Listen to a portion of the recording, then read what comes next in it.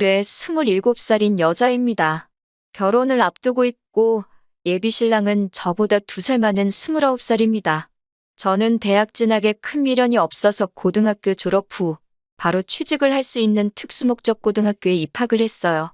원래는 곧바로 취업을 할 계획이었는데 담임 선생님이 그럴 게 아니라 자기 친구가 교수로 있는 전문대가 있는데 거기에 한번 지원해보라고 권유하셔서 원서를 썼었네요. 그리고 2년간 전액장학금 지원받고 학교를 다녔고 취업도 졸업을 앞두기 전에 이미 결정되었습니다. 처음 잡힌 직장은 제가 원하던 곳과는 조금 거리가 먼 곳이었는데 2년 정도 일하면서 월급 착실하게 모으고 퇴근 후에는 학원 다니면서 공부를 더해서 관련 자격증 몇 개 정도 더 취득하면서 자기 개발을 했습니다. 이제 더는 공부는 못하겠다 싶을 정도로 원 없이 공부를 했고 그 후에는 제가 원하던 분야에서 업계 최고봉인 회사로 이직을 할 수 있었어요. 연봉도 훨씬 높아지고 제가 하고 싶던 일이다 보니 일하는 것도 재밌더라고요. 그곳에서 꾸준히 일하면서 지금 결혼을 준비하는 예비신랑도 만났어요. 예비신랑은 교과서적으로 살아온 사람입니다. 중학교 때부터 내신관리 철저히 해서 나름 명문인 고등학교를 나왔다 했고 거기 졸업하고 대학교도 서울에 있는 명문대를 나왔대요. 군대 다녀오고 졸업하고 저처럼 열심히 준비해서 이직을 한 게 아니고 졸업 후에 곧바로 좋은 회사에 취직도 했고요. 그리고 나서 각각 다니는 회사 사람들 통해서 저를 알게 되고 연애까지 시작하게 된 거죠. 예비신랑의 집은 그럭저럭 사는 편인 듯 싶었습니다. 예비신랑이 자기 어려서부터 과외를 몇 개나 했다고 하고 하고 싶은 공부는 다 해봤다고 합니다. 사업하시는 아버지의 공무원인 어머니, 그리고 아버지 차가 뭐다, 어디에 투자용으로 아파트도 있고 건물도 있다 자랑처럼 이야기하는데 저야 제 돈이 아니니 상관은 없었지만 그래도 정말 평범한 중산층인 저희 집과 비교했을 때 기가 죽는 건 사실이었어요. 아버지는 몇 년 전까지 회사 다니시다가 정년퇴임하셨고 어머니는 전업주부다 보니 두 분 수입이 없으셔서 지금은 저랑 저희 오빠가 보내주는 용돈 받으시며 생활하시거든요. 그렇다고 오빠와 제가 엄청나게 많이씩 드리는 건 아니고 워낙 노후 대비를 탄탄하게 해놓으셨기 때문에 걱정은 없으시지만 그래도 저희들 키워주신 보답으로 모자란 거 없게끔 저희가 효도를 하는 게 맞다고 생각하거든요. 아무튼 결혼 이야기가 나오고 나서 처음으로 예비씨 댁에 인사를 드리러 갔을 때입니다. 예비씨 어머니께서 엄청 따뜻하게 환대를 해주시며 저를 맞아주셨고 예비씨 아버지께서는 어디 회사 다닌다지? 하고 물어보시면서 저희 회사 전무님 이름을 대며 자기랑 잘 아는 사이라고 본인이 아직 저희 나이일 때는 사업을 한 게 아니고 저희랑 똑같은 월급쟁이였는데 그때 자기 밑에 있던 사람이라고 아주 핫발이었는데 전무까지 올라갔다고 그놈 출세했다 하시며 말문을 트셨어요. 한참 분위기 좋게 대화를 하고 있는데 저희 부모님은 뭐 하시냐는 질문을 하시더라고요. 그래서 아버지가 얼마 전까지 회사 다니시다가 은퇴하시고 지금은 집에 계신다 했는데 그 말을 들으시곤 아버지가 어떤 회사를 다니셨는지 물어보시더라고요. 별로 유명한 회사도 아니었지만 물어보시길래 대답해드렸는데 역시나 반응이 그런 곳은 처음 들어본다 하는 반응이셨습니다. 그리고부터 본격적인 호구조사가 시작되었고 제가 나온 학교를 들으시더니 거기는 전문대 아니냐며 놀라셨고 그때부터 예비 시부모님 두 분 다 표정이 조금 안 좋아지셔서는 저한테 딱히 다른 질문도 하지 않으시더라고요. 식사가 끝나고 나서 예비 시어머님께서 과일을 내오셨는데 그때서야 안 좋아진 표정의 의미를 알겠더군요. 너는 전문대를 졸업했는데 어떻게 그 직장에 취직이 돼서 우리 아들을 만났느냐 물어보시더라고요. 예비 시아버지는 또 저한테 아버지는 그럼 고등학교나 대학교를 어디 나오셨나 물어보셨는데 아버지가 대학은 따로 안 나오셨다 대답을 했더니 대학 못 가는 건 대물림이 되는 건가? 하고 껄껄 웃으시더라고요. 뭐가 그렇게 재밌는 농담이라는 생각을 한 건지 저는 정말 눈물이 나올 만큼 화가 났는데 말이에요. 어디 가서 저희 부모님이 창피하다고 생각한 적 한 번도 해본 적 없는데 두 분이 쌍으로 제 학력 가지고 저를 무시하면서 저희 부모님까지 싸잡아서 대학물도 못 먹어본 집안이라는 식으로 얕잡아보고 있으니까요. 그런데 그런 예비 시부모님의 태도보다도 그 옆에서 그 말을 듣고도 아무 말도 안 하는 예비신랑한테도 엄청 화가 나더라고요. 자기 부모님이 다른 사람도 아니고 자기와 결혼할 상대의 출신과 부모님까지 깎아내리기 바쁜데 아무리 부모님이라도 그렇지. 그런 이야기는 그만하시라고 한마디도 못하는 모습을 보니까요. 마지막으로 저한테는 그래서 결혼하게 되면 얼마를 해올 거냐고 물어보시더라고요. 모아놓은 돈은 얼마나 되느냐, 우리 집안에 시집올 만큼은 되겠느냐 하시면서 위로 오빠가 있다고 했는데 오빠는 결혼을 했느냐, 오빠가 있으니 저희 집에서 지원은 오빠가 다 받지 않겠느냐 하시면서 말이죠. 말하려는 게 꼭 저희 아버지가 이름도 모르는 회사에서 정년을 맞았는데 결혼할 돈은 있느냐고 물어보는 것 같았습니다. 저희 부모님이 뭘 얼마나 모으셨는지는 정확히 모르지만 관심도 없어요. 저도 그렇고 오빠도 그렇고 부모님 지원 안 받고 결혼할 계획이었어요. 그리고 저 남들보다 빨리 사회생활 시작해서 남 부끄럽지 않게 공부도 열심히 했고 지금 다니는 회사에서 월급도 괜찮게 받으며 그동안 모아놓은 돈이 1억이 있거든요. 돈이 많다는 기준은 사람마다 다르겠지만 그 정도면 잘 모았다고 생각까지 하고요. 예비신랑 집에서 나오고 어디 가서 저녁이나 같이 먹자는 예비신랑 뒤로 하고 기분 나빠서 혼자 집으로 왔네요. 예비신랑과 결혼하기로 결심한 건 절대 그 사람 집안 보고 정한 거 아니거든요. 그냥 적당히 비슷한 직장 다니면서 이 사람이라면 평범하게 행복하게 살 수 있겠다 싶어서 정한 건데 저랑 둘만 있을 때는 저한테 엄청 잘하지만 가족들하고 있을 때는 저보다 가족이 먼저였다는 걸 이제야 처음 알았네요. 오래 만나서 정이 들기는 했는데 어떻게 해야 하는지 참 고민이에요. 제가 저런 말 듣고도 계속 결혼을 하려고 한다면 제가 정말 속도 없는 사람인 거겠죠? 헤어져야 하는 건지 아니면 결혼하고 시댁과는 거리를 두고 살자고 부탁을 해야 하는 건지 참 여러 가지 생각이 드는 밤이네요. 후기 보내드립니다. 얼마 전에 예비신랑 만나서 완전히 끝을 내고 왔습니다. 인사드리러 간 날 이후로 일부러 예비신랑 연락 다 무시하고 씹었어요. 그러다 못 참겠었는지 저희 회사 앞까지 찾아와서 저를 기다리고 있더라고요. 회사 근처 조용한 식당에 가서 자리를 잡았어요.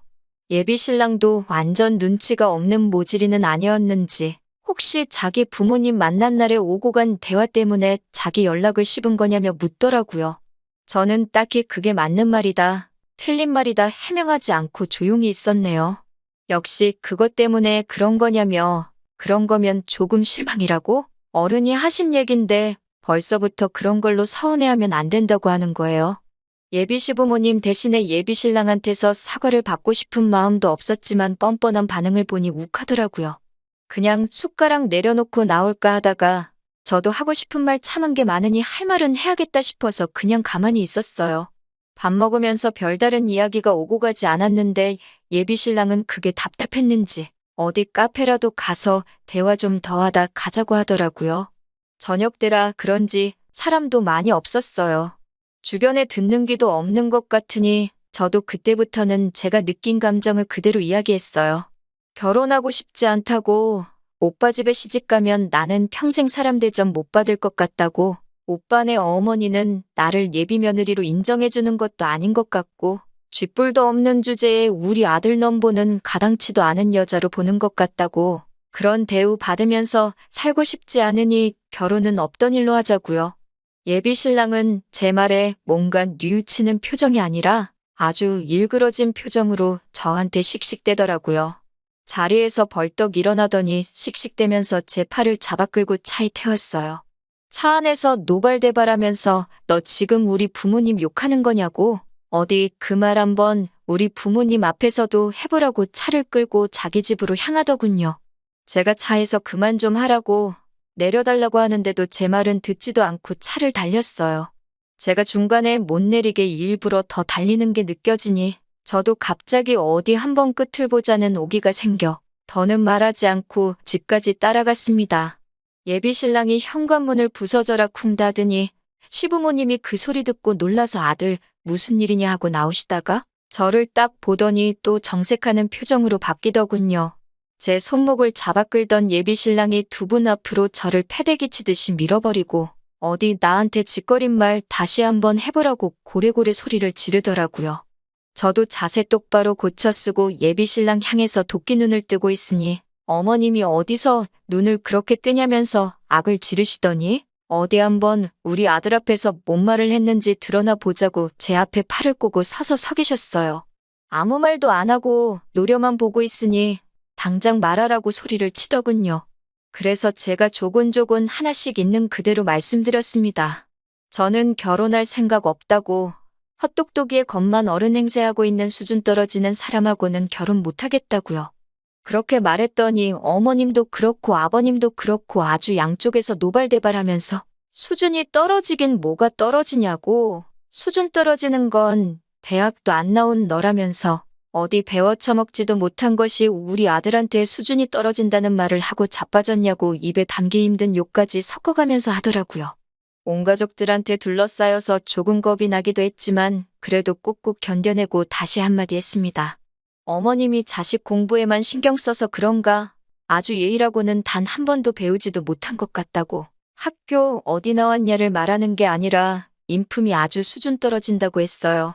제대로 된 가정교육 잘 받았으면 아무리 자기 부모라도 결혼할 상대의 부모를 욕보이고 있을 땐 나서서 한마디 해야 하는 거 아니냐고. 그런데 어머님이 하는 말 들어보니까 어떤 가정교육을 받고 자랐는지 안 봐도 뻔하다고요. 그리고 한마디 더 붙여서 예의 없는 것도 대물림이 되는 건가? 어머님도 예의가 참 없으신 것 같아서 하는 말이에요. 하고 똑같이 받아쳐줬습니다. 그 말이 끝나자마자 눈앞에 별이 반짝. 예비신랑이 욱해서 제 뺨을 올려붙인 거예요. 저보고 말이 뭐 그따위냐고 미쳤냐고 하면서요. 제가 예비신랑한테 맞은 뺨을 부여잡고 있으니 어머님도 기세가 등등해서 저런 배워 처먹지도 못한 걸 어디서 데려왔냐고, 저런 거랑 결혼하라고 그 돈 들여서 너 공부시킨 거 아니라고 예비신랑한테 한 소리를 하더라고요. 저는 끝까지 물러서지 않고 한마디 또 했어요. 이거 보라고요. 방금 전까지만 해도 결혼할 여자였을 텐데 수세에 몰리니 손부터 나가는 거 보시라고. 이런 사람을 저도 어떻게 남편이라고 믿고 평생을 함께 하겠냐고요. 저나 저희 부모님 4년제 안 나왔다고 못 배웠다 하셨는데 꼭 좋은 대학 나왔다고 똑똑하고 품위 있는 건 아닌 것 같다고, 두 사람 다 엄청 수준 떨어진다고 아주 부모나 자식이나 다 똑같다고 한마디 했습니다. 예비신랑이 저한테 다시 다가오길래 이번에도 그냥 뺨을 내어주기 싫어서 제가 먼저 팔을 뻗어서 머리채를 한 움큼 움켜쥐었습니다. 사실 그때 너무 긴장해서 기억은 잘 안 나는데 그렇게 힘을 세게 준 것 같지 않은데 제가 움켜집은 머리채가 집은 그대로 뽑아져 나오더라고요. 한 움큼 잡혀있는 머리카락에 저도 깜짝 놀라서 바닥에 던져버렸어요. 바닥에 흙 뿌려진 머리카락을 보니 한참 머리 자르고 있는 미용실 바닥만큼 뽑혔더라고요. 예비신랑이 으악하고 외마디 비명을 지르면서 자기 머리 빠진 걸 보더니 화장실로 달려들어갔고, 어머님은 뒷목 잡고 쓰러지는 척 하더니 금세 저한테 달려들어서 어디 똑같이 당해보라며 제 머리채를 잡으려고 하길래 어머님을 그냥 밀쳐버렸어요. 제가 손대지 말라고 말하지 않았냐고. 저는 똑같이 되갚아준 거니까 너무 화내지 말라 했어요. 그리고 저쪽에 있는 아버님을 향해서 예의를 못 배운 것만 대물림이 되는 줄 알았는데 대머리도 대물림이 되는가 보네요 말하고 앞으로 보는 일 없으면 좋겠다 하고 밖으로 나왔습니다. 나오면서 저 사람 장가보내고 싶으면 치마폭에서 내려놓던가 아니면 평생을 품에 끼고 사시던가 둘 중에 하나만 하라고 말하고 나왔습니다. 문을 닫았는데도 적어보라고, 가긴 어딜 가냐고, 저보고 멈추라고 지르는 소리가 문 바깥까지 들리게 저를 향해 울부짖는 소리가 들려오더라고요. 정말 엘리베이터 타고 택시 잡으러 가는 길까지 긴장했던 게 한 번에 쏟아져 나오는 건지 다리가 후달거려서 죽는 줄 알았습니다. 제가 원래도 이렇게 맞서 싸우거나 하는 성격이 아닌데 말도 술술 나오고 어떻게 했는지 저도 놀랍더라고요. 긴장이 풀리니까 지나갔던 일들이 하나둘씩 생각나면서 예비신랑이었던 그 자식 머리를 한 움큼 뽑아버린 생각을 하니까 아주 통쾌했어요. 덕분에 아주 꿀잠을 자고 일어났는데 자고 일어나니까 그 자식한테 여러 통의 전화가 와 있고 제가 전화를 안 받았으니 문자로 욕짓거리를 한 다발 보내놨네요. 우리 집에 무슨 짓을 하고 간 건지 아냐면서 앞으로 행동 조심하고 지 눈에 띄지 않게 조심하라고 하더라고요. 그래서 저도 답장 하나 해줬어요. 남은 머리카락이라도 간수하고 싶으면 너야말로 내 눈에 띄지 말라고. 그리고 이렇게 말하는 거 협박이나 마찬가지고 자꾸 이런 식으로 연락하면 경찰에 신고할 거라고. 진짜 한 번이라도 내 앞에 찾아와선 나한테 뭘 어떻게 하려고 한다면 진정 내가 가진 모든 걸 털어서라도 꼭 너 하나만큼은 콩밥을 먹일 거라고 했어요. 저한테 정말 남아있는 머리라도 한 번 더 뜯길까봐 걱정이 된 건지 아니면 정말 경찰에 잡혀갈까 걱정을 한 건지 제게 한 으름장관은 다르게 회사에도 한 번 찾아오지 않았어요.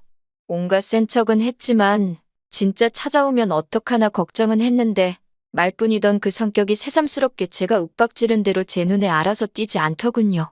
그렇게 몇 주 정도 지났고 더 이상은 나타나지 않을 것 같아 끝내 생각한 거보다는 더 쉽게 안전이별했다는 생각이 들고 며칠을 더 두고 보다가 제 앞에 더 이상 나타나지 않을 거라는 확신이 생겨 이렇게 후기까지 보내게 되었습니다. 다음에 만날 사람은 제 가족도 자기의 가족처럼 따뜻하게 품어줄 수 있는 그런 사람을 만났으면 좋겠네요. 긴 이야기 들어주셔서 감사합니다. 오늘의 사연은 여기까지입니다. 구독과 좋아요, 알람 설정해주시면 앞으로 더 좋은 사연으로 찾아오겠습니다. 감사합니다.